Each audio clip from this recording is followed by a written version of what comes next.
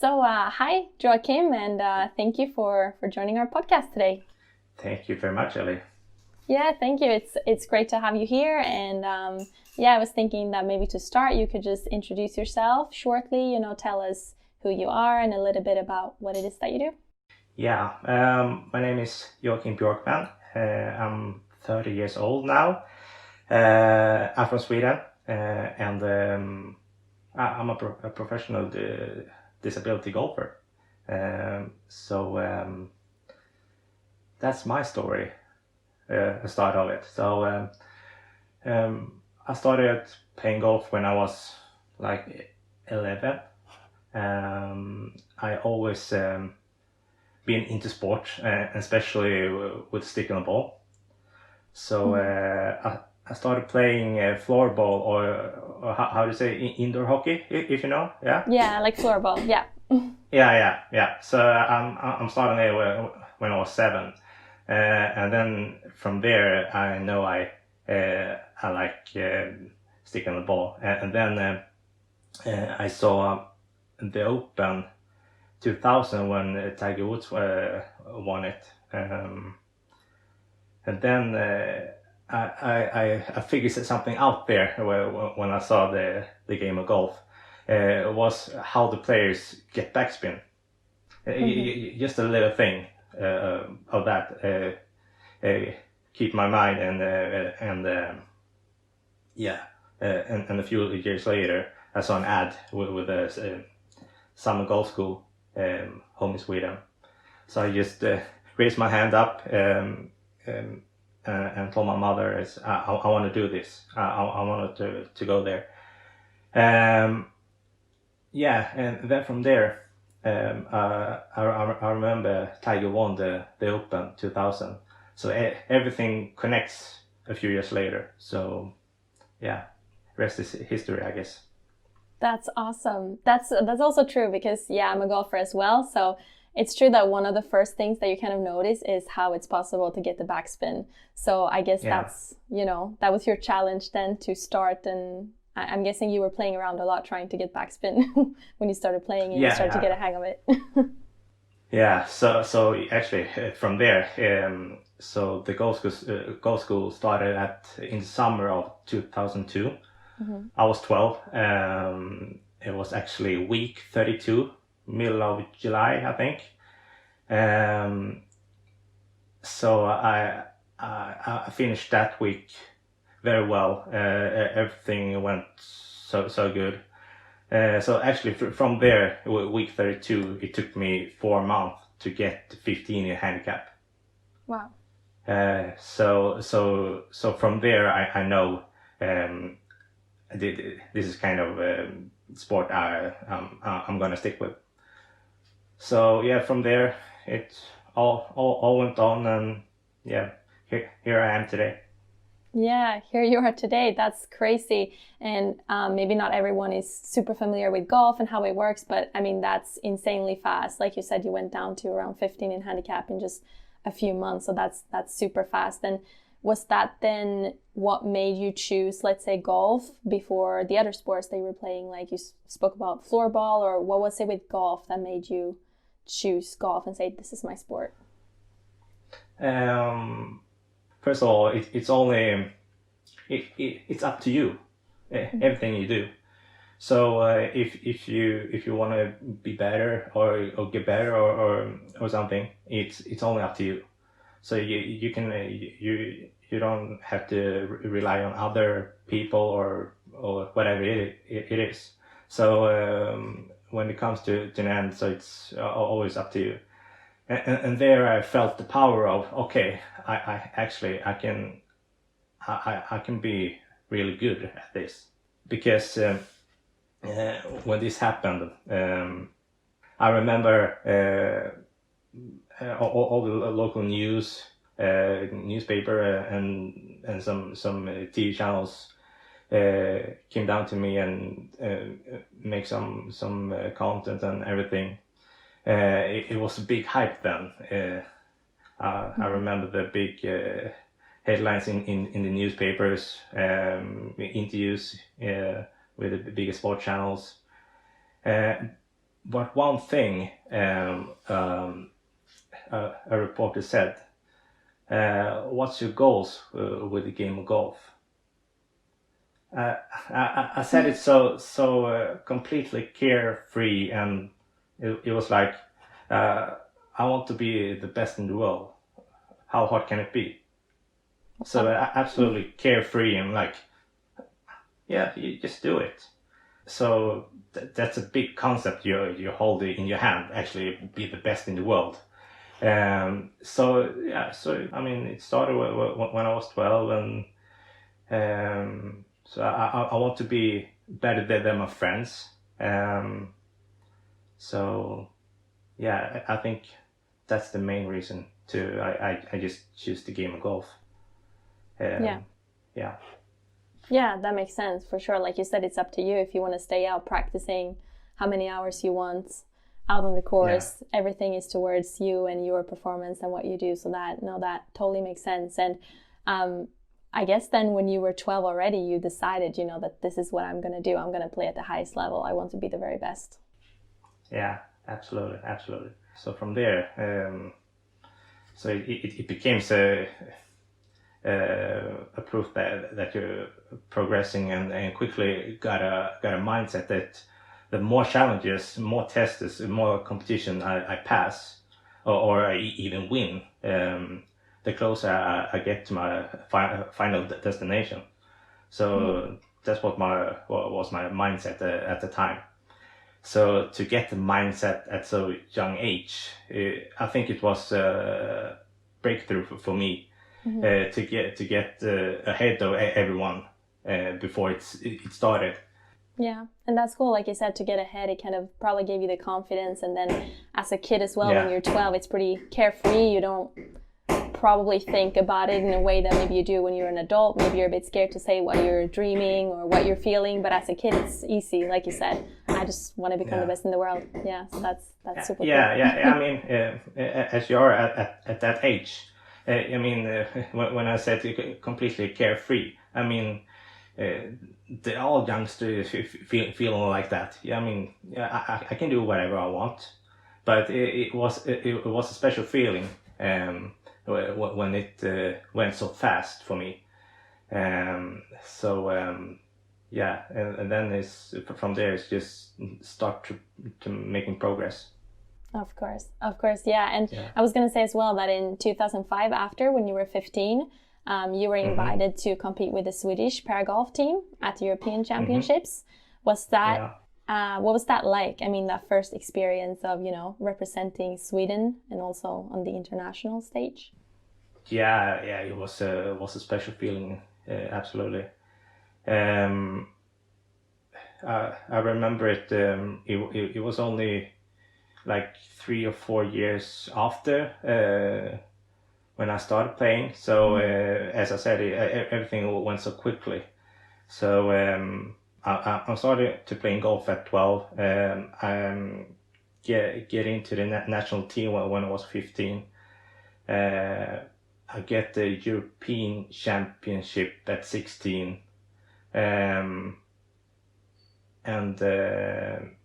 I played the Japan Open twice when I was 17. So, I mean, everything comes to... everything went so fast. Yeah. Probably too fast. But at that time, when I got the call and like, you're going to represent the national team at this European Championship, it was like, okay, I can manage it. Don't worry. So it was a great step to take the game to the next level. So I mean, it was a special feeling, absolutely. Yeah, that's I mean, I would like to say that I can imagine, but I haven't done that, so I can't. But that's awesome. Like you said, it went very, very fast for you. And would you say as well that, because I'm not sure how it was at the course where you first started playing as a kid, if you played with other paragolfers, or if this was kind of like your first introduction into that world as well, of paragolf and other disabled golfers. Yeah.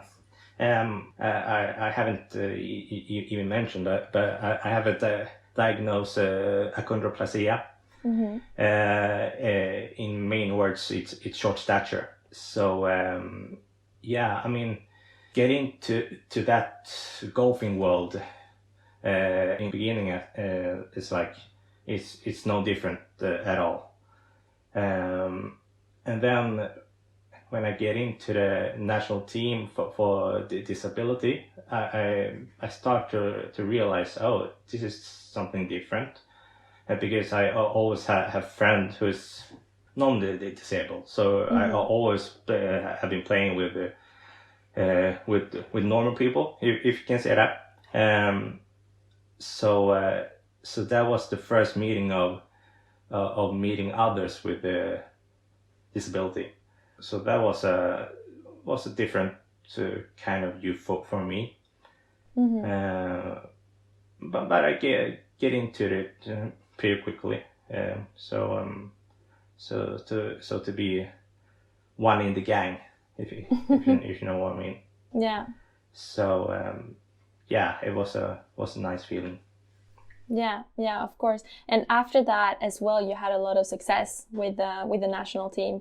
You're 2 times world champions and 2 times European champions with the team, which is a team that you still represent today.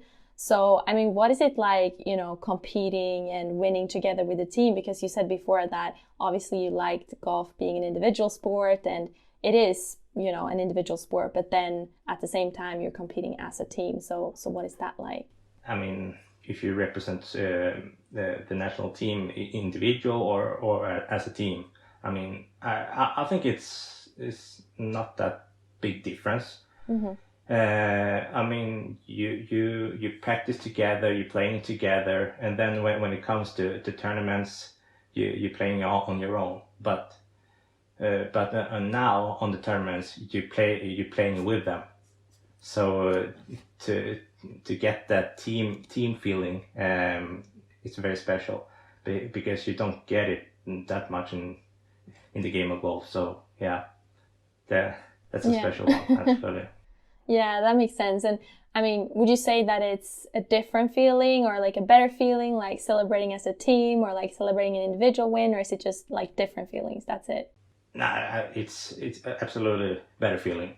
I mean, you can share the fun stories. I mean, you can share the wins together and everything. So it's more powerful to celebrate with 4 or 5 others than by yourself. So yeah, that's cool. Yeah. Yeah, definitely. That's really cool. And if you've been part of the team for such a long time too, like you said, you become one in the gang. So I'm guessing you're having a great time together as well, all of you. Yeah, definitely. It's many funny stories. Yeah. we have together. So yeah. That's awesome. But aside from, competing with the national team, you also have many individual accomplishments. Just to summarize, some of it, because there's a lot. You've won over 30 tournaments worldwide, including winning the Italian Open 4 years in a row between 2015 and 2018. You're a Swedish champion, a European champion. So yeah, the list, goes on and on. There's a lot of things that has happened since you first started playing. So, looking back at your career, if you got to pick like one favorite moment, do you have one, or do you have like maybe a few that you really remember that are, your favorites when you think back on your career and all that you accomplished? That's a really tough question. 1 or 2. Yeah, it's a really tough one. But I always my driving force has always been winning tournaments. That's a receipt of you going forward. So that's my mentality to when I get into the tournaments. So I mean, absolutely, the Italian Open 4 times in a row is had a special place. And then obviously the World Team Champion. World Team Championship tournaments, but then actually now a little bit lately here we got to compete with the European Tour in Scotland and Dubai, Mm-hmm. have also a special place. So yeah, but I think Italy is the best one. I think. Yeah. I mean, it must be difficult to pick one, but like you said, obviously, yeah, Italy is cool. Like being able to go back and just defend your title and win 4 times in a row. I don't know, has anybody else done that before? That seems, you know. I don't think so. No. I was gonna No. say that's really cool. So obviously, you know, having accomplished all of these great things over the past, 15 years that you've been playing and competing, what would you say is your definition of success? Because everyone has, their own, their own meaning of success, kind of what it means to them and how they know that they feel successful, whether it's the titles they won or, playing the game that they love, traveling, meeting different people, whatever it might be. So what does, success mean to you? I mean, success means, yeah, it means like that you're moving forward. You're doing the right thing, so you are in the right direction. So for me, success is very personal. I mean, you get that receipt of success only to you. Mm-hmm. So and then from there you have to raise the bar and get better. And then it can be if it's tournaments, if it's just some few challenges or whatever it is. If you have done it and finish it, and then after that you have to go back, raise the bar, and do it again. So that's my kind of view of success. I mean, if you have done it once, I think you can do how many times as you want. Mm-hmm. So that feeling. Are we talking much of winning? Because that's my view of everything. Mm-hmm. So yeah, I mean, that's my mindset of moving forward, actually. Yeah. So kind of like it doesn't have to be the big competitions, but just challenging yourself, moving forward, getting better. Like you said, if you do something once, you can repeat it and you can do it again and again. Yeah, absolutely. And in 2015 as well, you received the first ever scholarship awarded to the best paragolfer or paragolfer of the year in Sweden. So that was represented by the Henrik Stenson Foundation. Yeah. How important was this, scholarship and this award to you? At that time, at that moment, it felt very much of a relief when you accomplish something that comes from Henrik himself. Mm-hmm. And this foundation. So that was a huge thing for me to get on that stage and share with Henrik and everyone. So yeah, that means very much to me, absolutely. Yeah, I'm thinking that's maybe something as well, that's kind of receipt as well on everything that you've done, the hard work, and kind of a motivation to keep going, I would assume. Yeah, definitely. As I said, I collect the receipt to move forward. So that was absolutely one to collect. So yeah. Yeah, of course. And as well, being a World Tour golfer, you obviously get to travel a lot to competitions because you play in many different parts of the world. And I know that you've been to many different places with your bag. So I wanted to ask you if, do you enjoy doing all of this traveling for competing, or would you say that there are like downsides to being away quite a lot and traveling different places to play? I mean, I enjoy everything about it, actually. Okay. So that is just a good thing. Yeah, absolutely. I mean, to travel the world and playing golf and the most important thing to inspire people to moving on in life and have everyone has a chance to be great at something.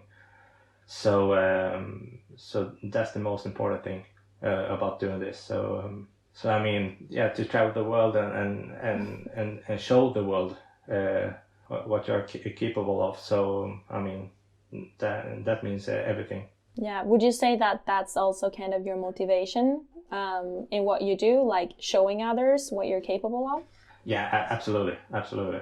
You know, to have that feeling and put it together with in a tournament. I mean, to get on the last hole, have a chance of winning, and then do it as I am, as a short stature. I mean, everything comes to very like heavy things coming to an end. So yeah, I know that feeling is very strong, and do it in the game of golf is, I mean, perfect. So that's what you're chasing then every time you're teeing it up. Of course, that's that feeling again. Yeah, absolutely, definitely, no doubt. Yeah, and I understand as well that golf, it came into your life at a time where it kind of helped you and it gave you a free zone and kind of a temporary relief, the way I've understood it, away from a lot of stress that you had to deal with growing up as a teenager. I listened to actually another conversation that you had about, growing up, people would not necessarily maybe ask so much questions or say so much comments, but just the way that people would maybe look at you. So how would you describe then the role that golf came to play in your life at that time and the way that it kind of helped you get away from everything? Yeah, when I got into golf when I was 12, Mm-hmm. and from that time everything went so fast. But at the same time, you don't want to live because of one thing, the eyes from everyone. So actually, it was a couple of years before, when I was 7, 8 or something. I remember, actually that was the first sign for me to, when someone look at me, is like, why are you looking at me, and why are you doing this? So when I got home, and I asked my mother, and I asked her, why is everyone looking at me? Because then I didn't realize I had this condition. So yes, so she told me, like, you have achondroplasia, and you are gonna be like this your whole life. You're gonna have this. So from there, all the thoughts and everything start to grow when I was 7 or 8. Mm. And then, lucky enough, I found the game of golf when I was 12. But at the same time, I had to always fight against the others, in the real life, if you know what I mean. So I couldn't stand the eyes from everyone who's staring at me. So everywhere I go, if it's a grocery store or a shopping mall, I always find a place where I can't be seen.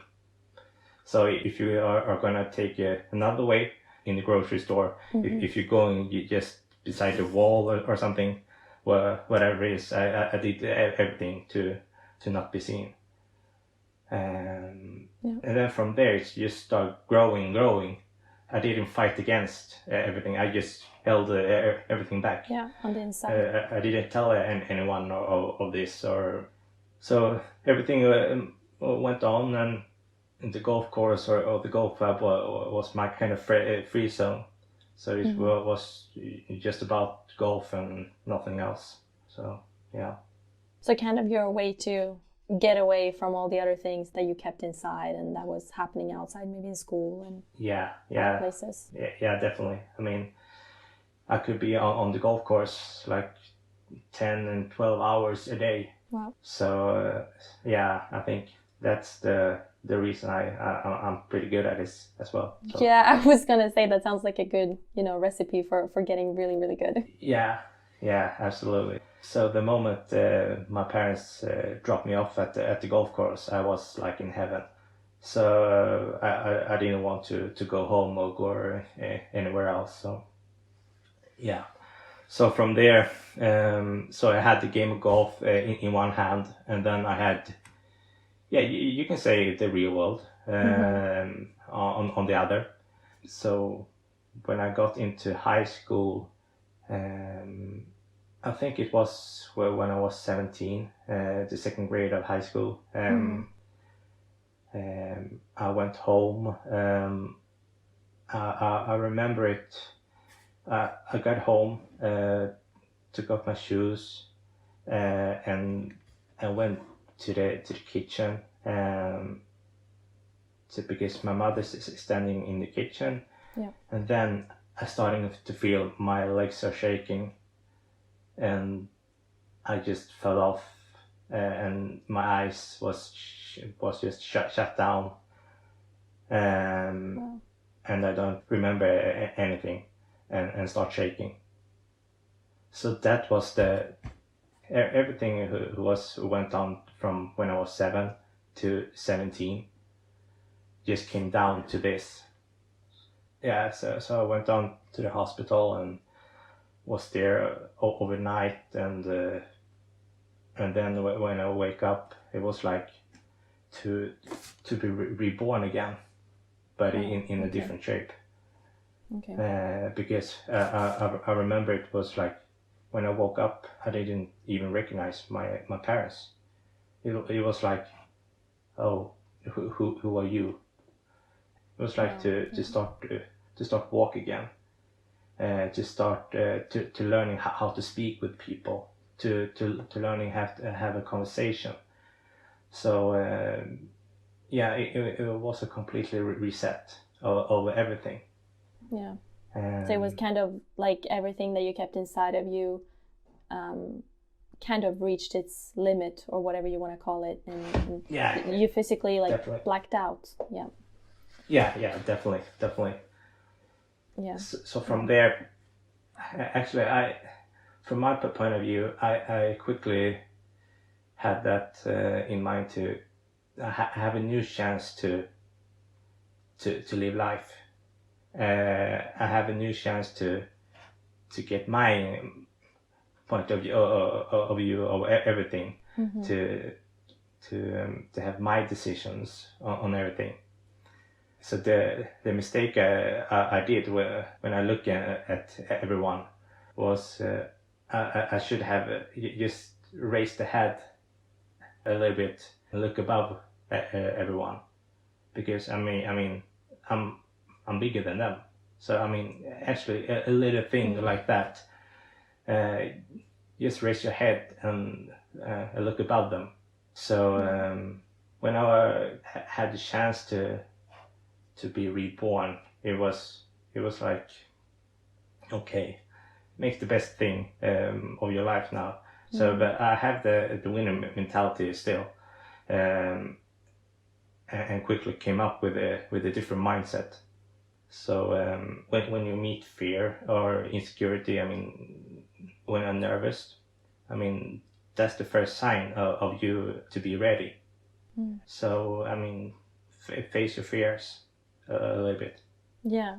So. Yeah, that's definitely a great message, coming from what you had to go through. And I was going to ask that as well, like, because obviously that's an extremely tough period in your life. How obviously you, like you said, you got a new kind of mindset, a new mentality of being reborn, having kind of a new chance at things. But how do you overcome that? Because I'm guessing that's not something that happens overnight. How long did it take you to come back, and how did you get back from that?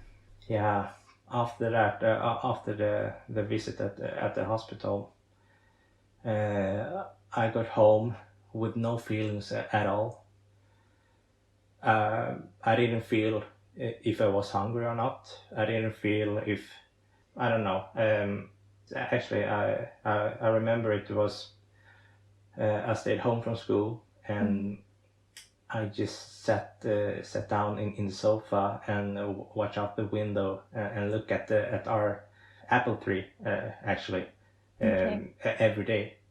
I mean, almost 6 months or something.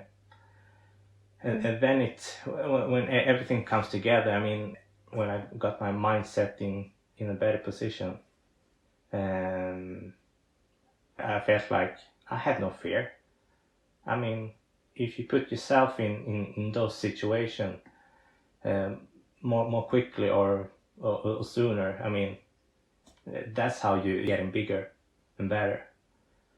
So yeah, from there, I learned how to live with that instead.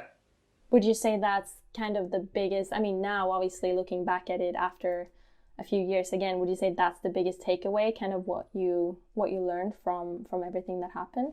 Yeah, definitely. I mean, when you got that fear inside you, when you're fearing almost everything in life and turn it around, it's how you turn that fear feeling to have that as an engine instead. It's totally different. So yeah, to manage to turn that around is to work for you instead of against you, kind of. Yeah, absolutely.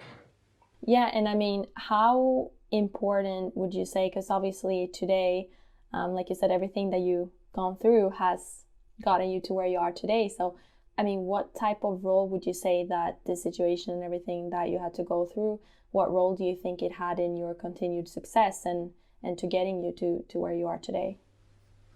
If you look at this way, I mean, I'm happy what happened in my past years or in my youngster years. If I didn't go through that kind of life, I don't think I have stand here today and have this kind of mindset. So I'm actually glad that I passed that kind of situation and that kind of life. So yeah, that's absolutely an experience to have and to share with others. So yeah, and thank you as well for sharing, because obviously that's not something that's maybe easy to talk about, but like you said, I'm sure that if there's anyone else that's going through something similar, it's always nice to have someone talking about it, because it's, you know, a feeling of maybe not being alone and not being the only one going through something like that. Yeah, I mean, yeah, that's my goal as well, to share with as many people as possible. So because at the time back then, I mean, I was hoping for to have a person to rely on or to talk with. I mean, if this story needs to be here to another person or whatever it is, I mean, I'm glad to be inspired to you have a second chance and you have a lot to do to success. That's awesome. Yeah, really, that's really, really nice. And you spoke quickly about it now that, you know, this kind of helped you with your mentality and changed your mentality in different ways. And I've understood that, first of all, you're really good with your short game when it comes to golf. But I've also understood that you have a really good mental game. So, I mean, for those who don't play golf, what role do you think, or would you say that the mental part has in the game of golf? Oh, that role is huge, I think. Yeah. When you are in a good place in your mind, you can actually you can do whatever you want.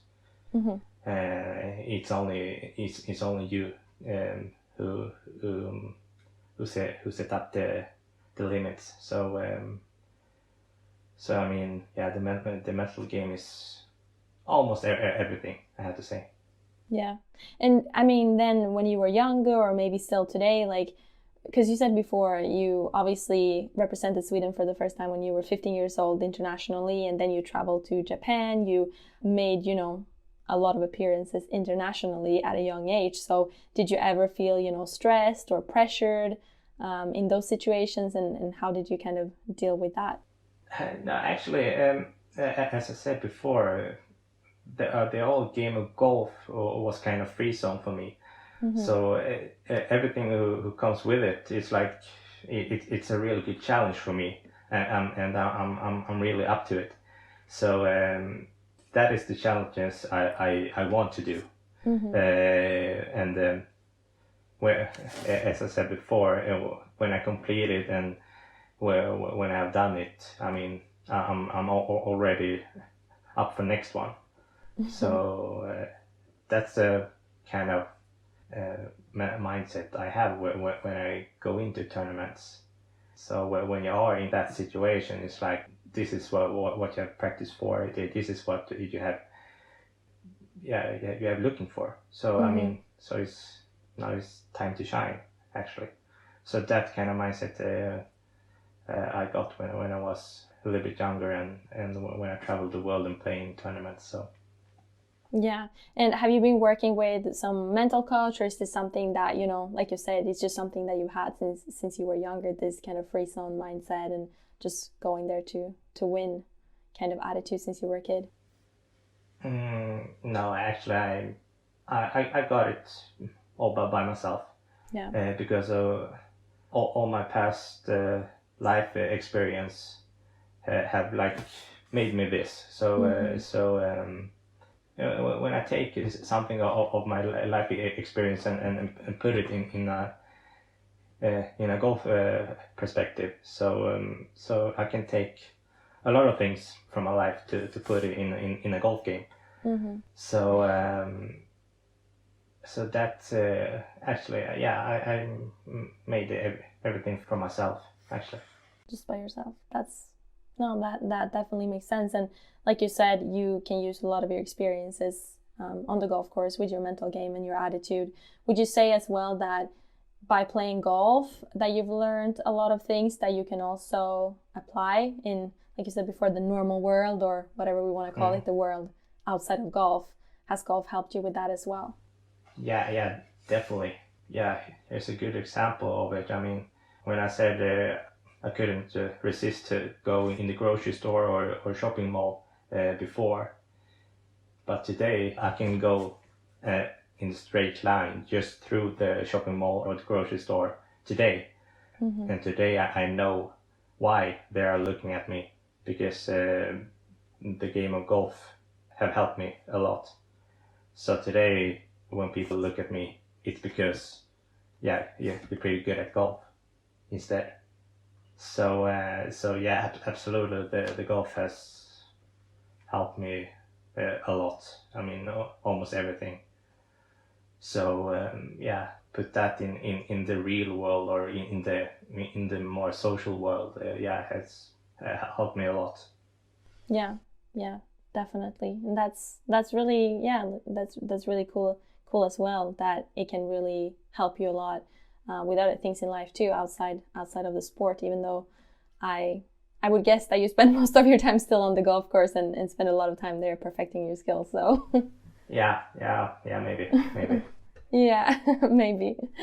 And something that I also wanted to talk to you about is, earlier in our last season of the podcast, I spoke with American Paralympic swimmer Jessica Long, and we spoke a bit about the comparison between Olympics and Paralympics, and she told me that she feels like a lot of people still don't really recognize para-athletes the same way that they do with other professional athletes.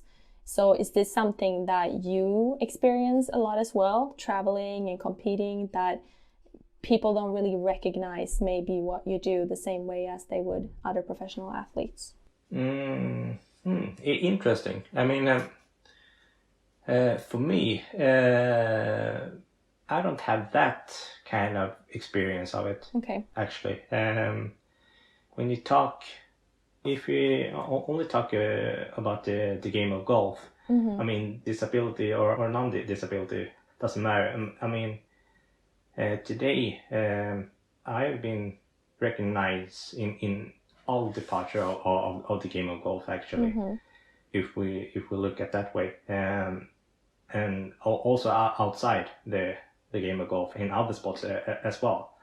So I don't have that kind of feeling of being a para golfer or non para golfer, or if you can disability athlete or non disability athlete. So I mean, I don't have that feeling actually. Okay. Well, that's, I mean, obviously that's a good thing that you don't feel the same way about that. And you said before as well that there has been some initiatives to where you did the tournaments together. You said in Scottish Open, was it? Yeah. Where you played at the same time as European Tour. How was that? I mean, what do these type of initiatives mean, do you think, for the world of paragolf? Yeah, I mean, that means everything for us, because we're still fighting to get into the Paralympic world. Yeah. So that tournament means a lot to us. And then we have the official world ranking, who was started 2 years ago, I think 3 years ago. So if we put everything together, we have a really good product to show the Paralympic Games. So yeah, those two tournaments was huge for us actually. Yeah, I can imagine, and I know as well that in Sweden specifically, you have Henrik Stenson that we spoke a little bit about before, that has been helping, becoming an ambassador, and really helped to shine a light more on paragolf in Sweden. How is that as well, having someone like Stenson, you know, being part of this and helping you in getting more exposure? Yeah, I mean, from Henrik's side and everything he support with means almost everything for us, especially here in Sweden.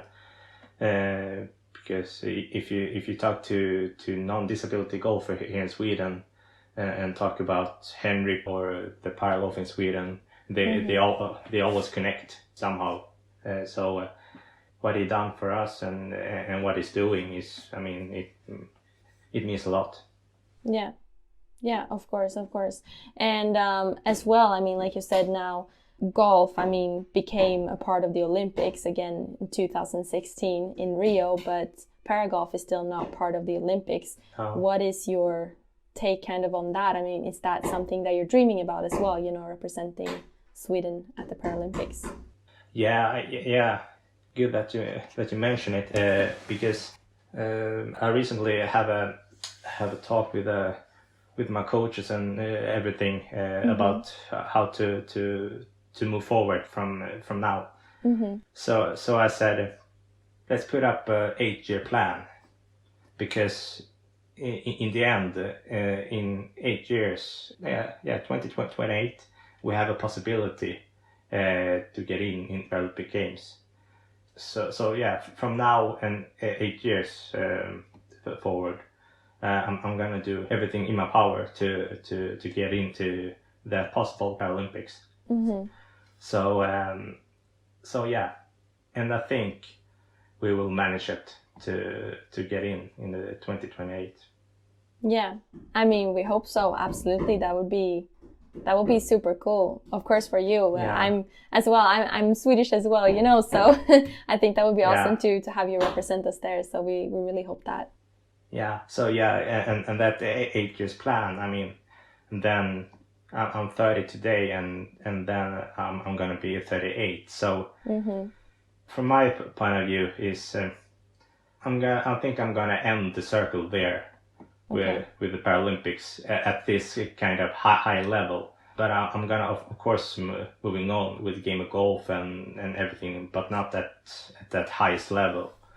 So now in 8 years plan, I'm gonna do it with full force to be the best of me, if you know what I mean. So and in the end, to play the Paralympics Games.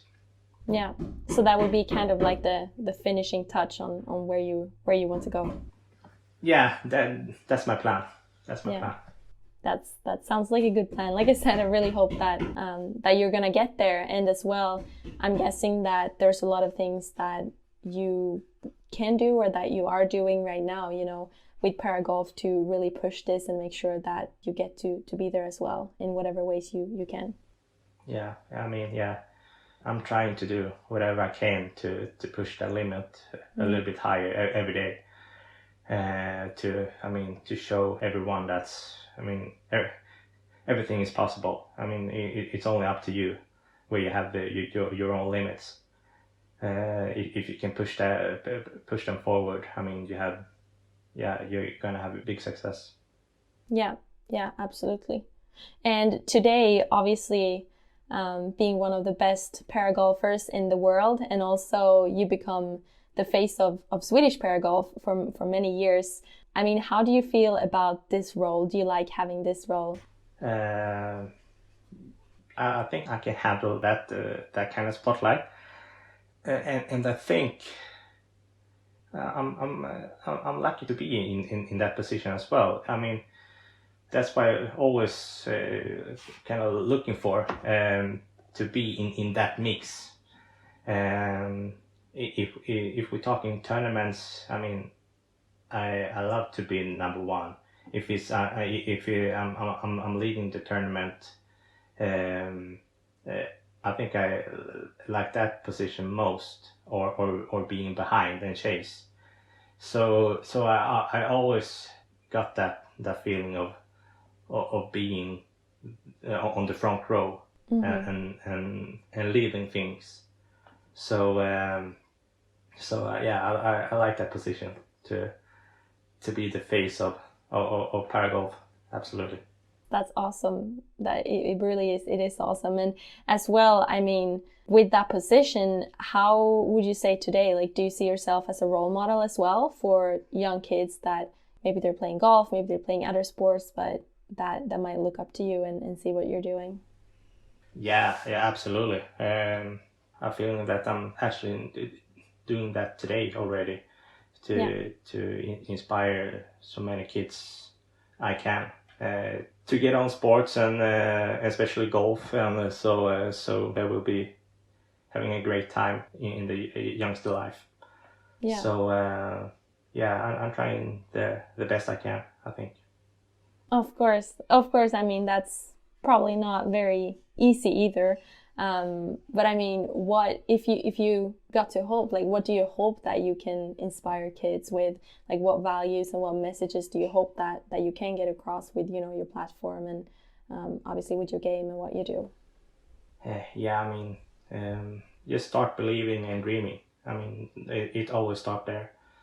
And then it's kind of way there you set your goals, what you want to be, or in the future. So if you get that clearly, and there you have everything or nothing to lose actually. So it's just start chasing that dream. Yeah, dreaming. So I mean, if you, as I said before, if you're feeling fear or feeling scared or something, or feeling uncertain, so actually that is the first sign of you being ready. So you only have to accept it. So if you can pass that, then you are home. Then you can do whatever you want. Yeah, facing your fears. So, exactly. Yeah. And I mean, moving forward now, obviously this has been kind of a weird year for all of us with all that's been going on. But I mean, what does everything look like for you right now with your career, with golf? You talked about the 8-year plan, but maybe right now, more short term, what are your goals? Short terms.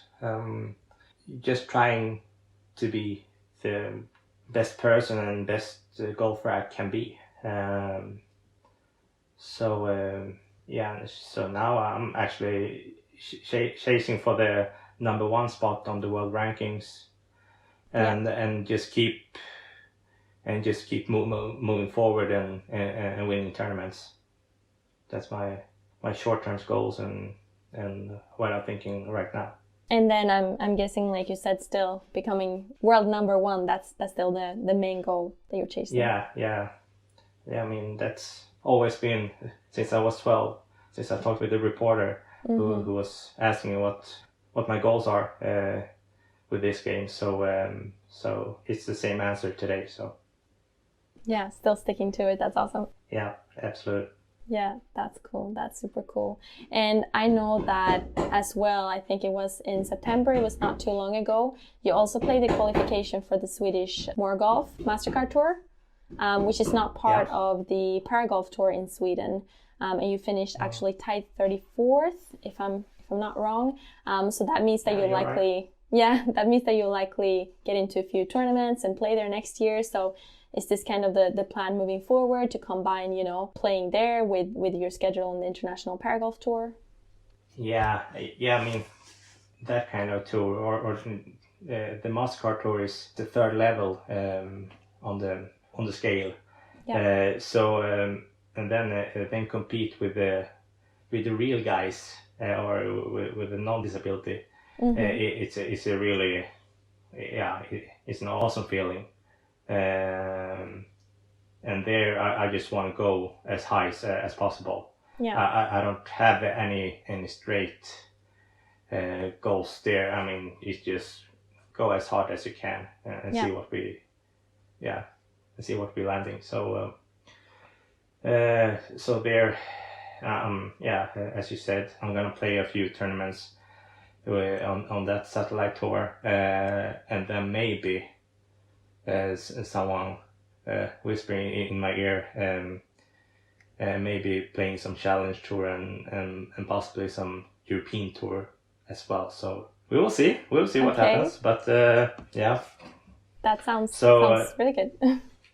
yeah. So my goals are with that kind of tour. It's like just showing what you got and inspire so many people you can.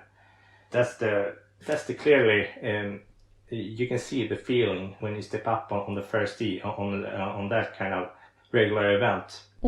It's like, who is he? What's he doing here? It's actually that feeling. And then when you're just showing off and you good to go, and then like, okay, I think he's here to stay. So that kind of feeling is it's a great one. Yeah, that must be something special. Absolutely. So is that kind of your part of your long-term plan as well then, like you said, playing some tournaments there, hopefully maybe some challenge tour or Yeah.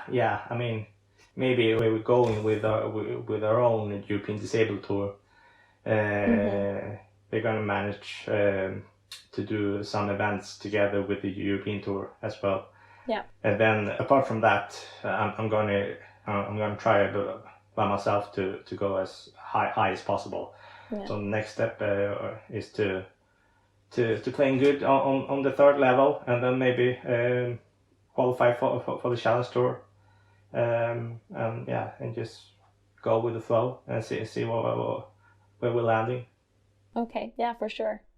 And I mean, yeah, like we talked about, you do spend a lot of time playing golf, obviously. And right now I can imagine what you're focused on is truly, you know, your career and this plan that you have. But have you thought at all about what you would do if you didn't play golf, or what you want to do whenever you don't play at that level anymore? Hard question. I haven't think about it yet. Okay. But I'm gonna take my whole experience of everything and to share it with everyone. Or is it to start having lectures or giving lessons or whatever it is. I'm gonna do that way to inspire the most people as possible. So. Okay. So, yeah, because I know you've been part of some Swedish initiatives already, where you've done some public speaking and an initiative specifically about mental illness as well. I saw that on your Instagram. So that's something that you could see yourself doing then more of whenever you don't play as much or as intensively as you do now. Yeah, definitely. I want to share my story and giving some hope and inspiration to people. Absolutely. Yeah. Awesome.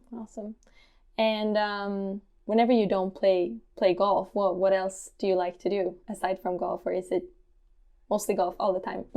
Yeah, it's almost like that. I mean, yeah, everything has have to do something with golf. So I don't know what I'm actually doing beside golf. So yeah, I don't know. Just hanging with friends, having a good time. Yeah, maybe doing some sports events. Go looking for some sports events and yeah, the different things. Yeah. So yeah. But ties back to sports a bit, maybe. Yeah. Yeah, definitely. So actually, I'm not doing that much besides golf. So I'm just having a good time. So that sounds good, yeah. For sure. And like you said before, obviously, if you got to where you are today, it's also because of all the time that you spent on the golf course and all the hours you spent training. So yeah. And I wanted to ask you one more question that we always ask, because this podcast is really about, you know, sharing stories such as your story, with the hopes that it can inspire others and give them some insights into, you know, the journeys of professional athletes, and showing that not everyone has the exact same journey or has the exact same story. So if you could just share one piece of advice with the people that are listening and that have big dreams, and they might be doubting themselves, they might not know how to get there, but they do have big dreams for sure, what advice would that be? So yeah, I'm gonna try to put this in a perfect way. For me, if I'm gonna give an advice, it's like doing what you're dreaming of, first thing. And then let the nerves force the best out of you.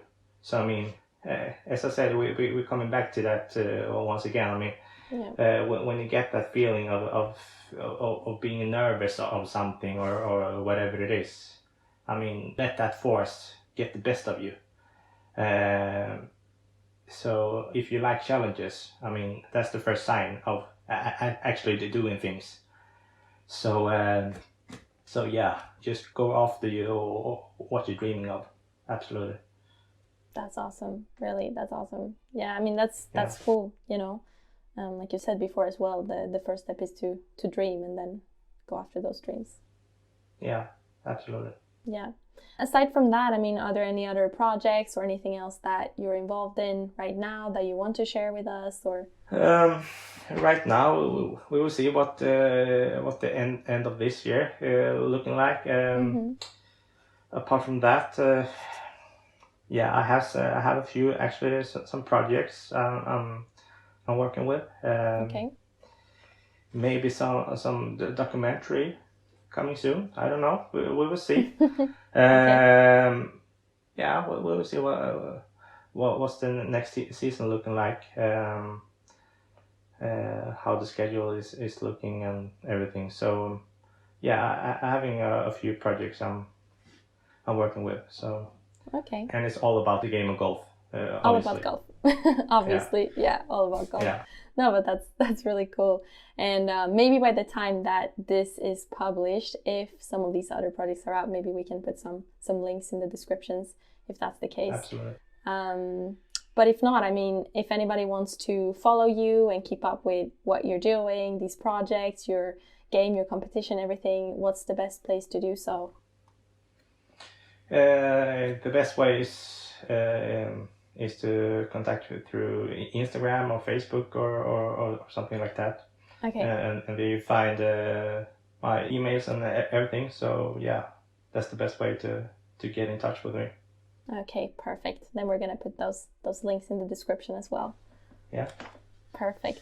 Great. Yeah. Again, thank you so much for coming on our podcast. We again really appreciate you taking the time. It's been great to speak with you, and I really think that, like you said before, it's important to share what you've been through, and hopefully if that can help someone else out there that might be going through something similar, it's really nice having that and knowing that you're not alone. So yeah, thanks again for sharing everything with us, and we hope you reach all of the things that you're dreaming about, and we look forward to following you and wish you the best of luck, of course.